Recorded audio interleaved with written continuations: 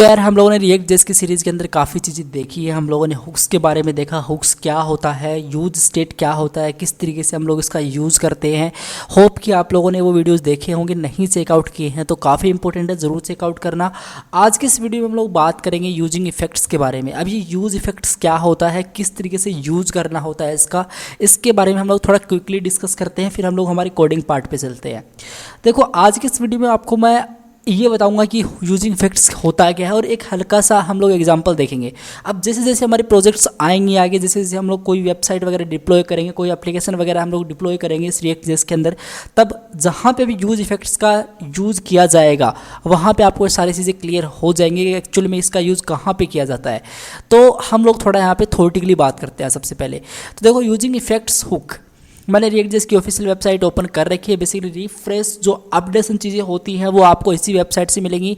ये सोर्स है, react JS की ऑफिशियल वेबसाइट यही है, ठीक है। इस पर आप लोग अपने कोई भी एरर आती है उसको सॉल्व वगैरह कर सकते हो। सारी चीज़ें यहाँ पे आप लोग क्लियरली देख सकते हो कि कौन सी चीज़ कहाँ पे यूज़ की जानी है, वो सारी चीज़ें इसके अंदर बताई गई हैं।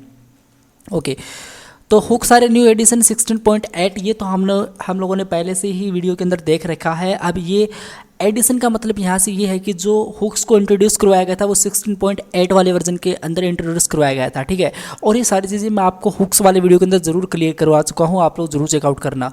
अब देखो यार, the effects hook let you perform side effects in function components. इसका मतलब क्या है? इसका मतलब ये है कि जब भी हम लोग फंक्शन बेस्ड कंपोनेंट्स यूज़ करेंगे तो हम लोग हुक्स यूज़ करते हैं। अब इफेक्ट्स हुक क्या होता है उसके बारे में हम लोग थोड़ा बात करेंगे, लेकिन उससे पहले हम लोग बताते हैं कि ये एग्जाम्पल क्या है, ठीक है। अब ये एग्जाम्पल को आज हम लोग देखने वाले हैं हमारे कोडिंग पार्ट के अंदर।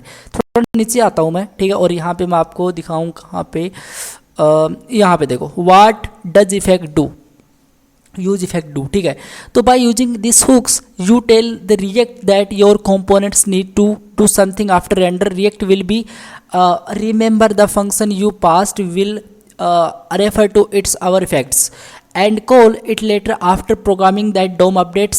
In this effects we the set documents title, but we could also perform data fetching or call some other imperative APIs. अब ये क्या है? बेसिकली कहने का सिंपल सा मतलब ये है कि इस हुक्स हम लोग यूज़ करते हैं ओनली फंक्शन बेस्ड कंपोनेंट्स के साथ, हम लोग क्लास बेस्ड कंपोनेंट्स के साथ इसको यूज़ नहीं कर सकते। अब कहने का मतलब ये है कि एक बार अगर आपका जो रेंडर वाला फंक्शन है, अब ये रेंडर वाला फंक्शन क्या है हम लोगों ने बात की है इसके बारे में। अगर ये बाय डिफ़ॉल्ट कॉल हो गया, अगर ये रेंडर एक बार कॉल हो जाता है, उसके बाद में क्या करना है एग्जैक्टली वो इसमें हम लोग बताएंगे। अब मैं आपको बताता हूँ मैं क्या बोलना चाहता हूँ, थोड़ा कोडिंग पार्ट देखते हैं तब आपको बेहतरीन तरीके से चीज़ें समझ में आएंगी। मैं चलता हूँ VS कोड पे। VS कोड को मैंने ओपन किया, एक index.js नाम से मेरे पास फाइल है और एक app.js नाम से फाइल है। ये app.js नाम से फाइल है, बिल्कुल इम्पटी है, कुछ नहीं है इसके अंदर।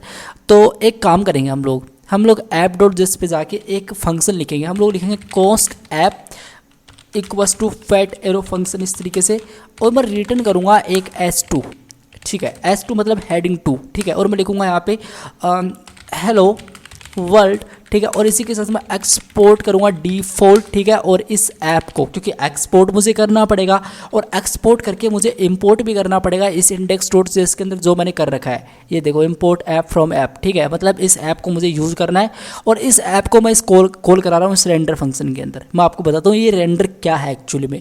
वैसे तो हमने बात की है इसके बारे में, लेकिन थोड़ा और डिस्कस कर लेते हैं। सेव करूँगा मैं इसके बारे में और यहाँ पे चलूँगा, और जैसे मैं रिफ्रेश किया तो देखो हेलो वर्ल्ड मेरे सामने यहाँ पे आ चुका है। अब ये हेलो वर्ल्ड आ चुका है, ये आपको सभी को पता है। मैं एक काम करूँगा, मैं इस रिटर्न के आगे जो S2 इसको हटाऊँगा, मैं इस तरीके से जाऊँगा, ठीक है। और यहाँ पे मैं लिखूँगा ओके, मुझे इस तरीके से लिखना पड़ेगा, इस तरीके से, और इसके अंदर मुझे इस तरीके से लिखना पड़ेगा। मैं एक S2 लिख देता हूँ जिसके अंदर मैं 0 लिखता हूँ, ठीक है। और मैं एक काम करता हूँ, यहाँ पे बटन सेट करता हूँ, मैं लिख देता हूँ क्लिक मी, मैं क्लिक मी लिख देता हूँ, CLIC लिखना पड़ेगा क्लिक मी, ठीक है। सेव करता हूँ। अब मैं अगर यहाँ पे जाऊँ तो मेरे सामने एक 0 दिखाई देगा और एक बटन दिखाई देगा। अब अगर मैं चाहूँ कि अगर मैं इस बटन पे क्लिक करूँ तो इसका जो नंबर है, ये जो इसका नंबर है ये इंक्रीमेंट हो, ठीक है। मैं आपको दिखाता हूँ, ये जो इसका नंबर है ये इंक्रीमेंट हो, ठीक है। अब ये जो नंबर इंक्रीमेंट हो तो ये नंबर तो इंक्रीमेंट हो जाएगा, ये हमने प्रोजेक्ट बनाया है, ये आपको पता है। हुक्स जब हम लोग समझ रहे थे तब हम लोगों ने इसके बारे में बात की थी। तो मैं चाहता हूँ कि जब ये नंबर इंक्रीमेंट एक बार हो जाए, अब मैं एक बार इस बटन पे क्लिक कर लूँ तो उसके बाद भी एग्जैक्टली कौन सा टास्क को परफॉर्म करना है वो मुझे यहाँ पे यूज इफेक्ट्स के अंदर बताना पड़ेगा। मैं आपको बताता हूँ मैं क्या बोलना चाहता हूँ। देखो एक काम करता हूँ, मैं यहाँ पे मैं आके बटन के अंदर चलता हूँ, ऑन क्लिक चलवाता हूँ इस पर, ठीक है, ऑन क्लिक। इस पे चल के मैं एक inc नम नाम से एक फंक्शन चला देता हूँ। अब इस फंक्शन को मैं कहाँ पे डिफाइन करूँगा, इस फंक्शन को मैं यहाँ पे डिफाइन करता हूँ कोस्ट inc नम, इस तरीके से equals to fat arrow function मैं यहाँ पे लगा के यूज़ करता हूँ इसको। और मैं चाहूँगा यूज स्टेट का मैं यूज़ करना, तो मैं लिखूँगा यहाँ पे यूज स्टेट, क्योंकि यूज स्टेट हम लोगों ने पढ़ रखा है, यूज स्टेट मतलब कौन स्टेट आ गया। लेकिन गाइस इतने से काम नहीं चलेगा, आपको यहाँ पे इंपोर्ट भी करना पड़ेगा। तो इंपोर्ट बेसिकली मैंने इसके अंदर जाऊँ तो ये देखो ये कंप्लीट पार्ट है, एक बार मैं इसको कंप्लीट कॉपी कर लेता हूँ, ठीक है, और यहाँ पे मैं चलता हूँ पेस्ट करता हूँ। यूज इफेक्ट्स हम लोग देख नहीं रहे हैं, इसको हम लोग हटा देते हैं। तो यूज स्टेट को मुझे इंपोर्ट करना पड़ेगा, मैंने इंपोर्ट किया। अब मैं क्या करूँगा, स्टेट का मैं मतलब स्टेट क्या है, सेट स्टेट क्या है, इसके अंदर देखो दो चीज़ें हैं। स्टेट मतलब आपका जो करंट वेरिएबल है, और सेट स्टेट मतलब आपका जो फंक्शन बेस्ड है, वो अपडेट वाला फंक्शन है। एक ऐसा फंक्शन है जिसके अंदर हम लोग कुछ ना कुछ अपडेट करेंगे और वो इस स्टेट की करंट वैल्यू बन जाएगी। तो यही है इसमें, और ये चीज़ें हम लोगों ने देख रखी हैं। तो हम लोग क्या करेंगे, हम लोग एक काम करेंगे, इसको हटाएंगे और हम लोग एक काम करेंगे, यहाँ पे चल के लिखेंगे स्टेट, या फिर हम लोग स्टेट तो पहले ही था, हम लोग लिख देंगे यहाँ पे ओनली नम, ठीक है। यहाँ पे मैं लिख दूंगा नम इस तरीके से नंबर, और मैं लिख दूंगा सेट नम, मैं लिख दूंगा सेट नम जो कि एक फंक्शन है। तो ये नम है, इस नम की करंट वैल्यू, अभी इस नम को मैं इसके अंदर डाल देता हूँ। अब इस नम की वैल्यू यहाँ पे आपको दिखाई देगी, जो भी मैं इसकी इनिशियल स्टेट सेट करूँगा। तो मैं लिख दूंगा नम को सेट किया जाए। अब आपको इनिशियल स्टेट में एक प्रॉब्लम दिखाई देगी, देखना आप लोग, मैं इसके अंदर चलता हूँ, देखो fail to compile initial state is not defined. और इसका रीज़न सिंपली ये है कि इनिशियल स्टेट को मुझे हटाना पड़ेगा। मुझे अगर मैं 0 सेट करता हूँ यहाँ पे, तो अब मुझे यहाँ पे 0 दिखाई देगा। अगर मैं यहाँ पे कुछ भी सेट करता हूँ, अगर मैं यहाँ पे 2 सेट करता हूँ, अगर मैं यहाँ पे 2 सेट करता हूँ, तो मुझे यहाँ पे क्या दिखाई देगा, मुझे यहाँ पे 2 दिखाई देगा, ये देख सकते हो, ठीक है। तो इनिशियल स्टेट मैं बाय डिफॉल्ट 0 रखूँगा, क्योंकि 0 से मैं इंक्रीमेंट करवाना चाहता हूँ मेरे नंबर को जब कोई बटन पे क्लिक करता है।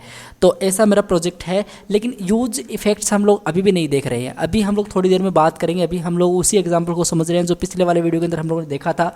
हम लोग क्या करेंगे, हम लोग एक काम करेंगे, और वो काम सिंपली ये होगा कि सेट नम, इस तरीके से सेट नम को मैं यहाँ पे अपडेट करूँगा। मैं लिखूँगा कि इसके अंदर नम के अंदर नम को आप लोग +1 कर दो, बस कहने का सिंपल सा मतलब ये है।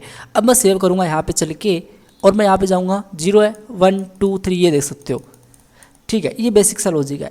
अब मैं ये चाहता हूँ कि अगर मैंने इस बटन पे क्लिक किया, अगर मैंने इस बटन पे क्लिक किया, तो ये जो 12 है, मतलब जो भी नंबर आए उसके बाद में कुछ ना कुछ यहाँ पे और इफेक्ट्स मुझे दिखाई दे कुछ, ठीक है। तो उसको मैं किस तरीके से करूँगा, सबसे पहले तो मुझे यहाँ पे देखो इन्होंने इंपोर्ट कर रखा है इस यूज इफेक्ट्स को, वैसे मुझे यूज इफेक्ट्स को यहाँ पे इंपोर्ट करना पड़ेगा। अगर मैं यहाँ पे चलता हूँ और मैं यहाँ पे लिखता हूँ यूज इफेक्ट्स, अगर मैं यहाँ पे लिखता हूँ यूज इफेक्ट्स और मैं इंटर मारूंगा ना, यहाँ पे जैसे मैं इंटर मारूंगा, तो आप लोग यहाँ पे देखिएगा, जैसे मैं इंटर मारूंगा, देखो यहाँ पे कुछ नहीं हुआ गाइस, सॉरी उसके लिए। बट ये यूज इफेक्ट मुझे यहाँ पे कंप्लीट कॉपी करके इसके अंदर एज ए कोमा देके मुझे यहाँ पे पेस्ट करना पड़ेगा। इस तरीके से यूज इफेक्ट्स को मैं यूज़ कर रहा हूँ, ठीक है। और अब देखो यहाँ पे इन्होंने बता दिया कि इनपुट क्या होगा। अब ये एक एम्पटी एरे, इसको हम लोग एक बार बाद में देखेंगे, इसको हम लोग हटा देते हैं। और ये रिटर्न वगैरह कुछ नहीं होगा, इसको हम लोग हटाते हैं एक बार। देखो इसके अंदर मुझे क्या करना है, इसके अंदर मुझे वो चीज़ बतानी पड़ेगी जो मुझे करना है। सपोज दैट मुझे अगर इस पर मैं क्लिक करूं तो इसका जो टाइटल है, डॉक्यूमेंट का जो टाइटल है, वहाँ पे मैं कुछ नंबर को जजमेंट प्रिंट करवाना चाहूँगा। जब इस पे बटन पे क्लिक हुआ उसके बाद में कोई चीज़ मुझे दिखानी है, तो वो चीज़ मैं किस तरीके से कर सकता हूँ। देखो मैं लिखूँगा डॉक्यूमेंट डॉट टाइटल, और मैं इक्वल्स टू यहाँ पे टेम्पलेट लेटर्स का यूज़ करके नंबर इज, मैं यहाँ पे लिख देता हूँ नंबर इज, और यहाँ पे मैं डॉलर सिंबल का यूज़ करके इस नम को सेट कर दूंगा। इस नम को मैं यहाँ पे कंप्लीट सेट कर दूंगा, और यहाँ पे मैं पेस्ट कर दूंगा इस तरीके से, और लास्ट में मैं सेमीकोलन दे दूंगा। बस इतना ही करना है।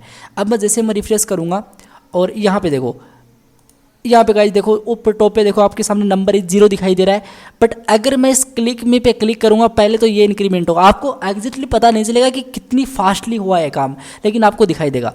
देखो 0 यहाँ पे है और 0 यहाँ पे है, देख सकते हो। बट अगर मैं क्लिक में पे क्लिक करूँ, अगर इस पे, 1 हुआ, इसके बाद में देखो 1 हुआ, ये बाद में हो रहा है, यहाँ पे पहले पहले होगा, यहाँ पे बाद में होगा, देखना 2 2, ठीक है, 3 3, 4 4, 5 और देखो 5 6 7 8। इसी तरीके से हम लोग कोई दूसरा टास्क भी दे सकते हैं। अब सपोज दैट अगर मुझे कंसोल के अंदर कोई चीज़ प्रिंट आउट करवानी हो तो मैं यार कंसोल भी मार सकता हूँ ना, मैं यहाँ पे कंसोल भी मार सकता हूँ, मैं लिख सकता हूँ यहाँ पे कि नंबर है ना उसको मुझे दिखा दो, माई नंबर इज, लेकिन वो एक स्ट्रिंग है तो मुझे यहाँ पे इस तरीके से डालना पड़ेगा, माई ओके नंबर इज, और यहाँ पे मैं डाल दूँगा, यहाँ पे मैं क्या डालूँगा, यहाँ पे मैं एक काम करते हैं यार, हम लोग एक काम करते हैं, यहाँ पे कुछ और डाल देते हैं, या फिर हम लोग डायरेक्टली इस नम को भी पास कर देते हैं, सेव करेंगे, हमको नहीं तो कैन कैंटिनेट करवाना पड़ता है उसके अंदर, बट इसमें प्रॉब्लम नहीं होगी इतनी। देखो अगर मैं इस क्लिक मी पे क्लिक करूँगा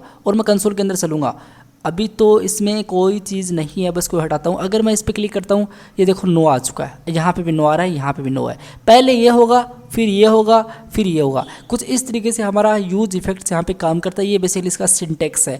अब रिटर्न वगैरह इसके अंदर एम्पटी एरिया का मतलब क्या होता है इसके बारे में हम लोग डेफिनेटली बात करेंगे, लेकिन फाइनली गाइज आज इस वीडियो नहीं, और मिलते हैं नेक्स्ट वीडियो में, तब तक के लिए आप लोग इस कोड पे प्रैक्टिस करो। ये जो आपकी रिएक्ट जेएस की ऑफिशियल वेबसाइट है इसके अंदर जो यूज इफेक्ट्स वाला कंप्लीट डेटा है उसको आप लोग एक बार रीड करो ताकि आपकी सामने कोई प्रॉब्लम ना आए, आपको आइडिया हो जाए कि एक्चुअली में यहाँ पे किस तरीके से इसका यूज़ किया जाता है, ठीक है। और काफ़ी यूजफुल चीज़ें होती हैं, इसके बारे में आपको आइडिया होना ही चाहिए थोड़ा। और हम लोग एक सेकंड वीडियो में बात करेंगे कि यार ये यूज इफेक्ट्स का हम लोग एक और ये जो एम्पटी एरिया आपके सामने सिंटेक्स आ रहा था, मैं आपको बताता हूँ। अगर मैं यहाँ पर लिखता हूँ यूज इफेक्ट इस तरीके से और मैं इंटर मारता हूँ तो सिंटेक्स आ रहा है, इसके अंदर जो इनपुट ये एम्पटी एरिया आ रहा है इसका मतलब क्या है, ये वाली बात हम लोग करेंगे सेकंड वीडियो के अंदर।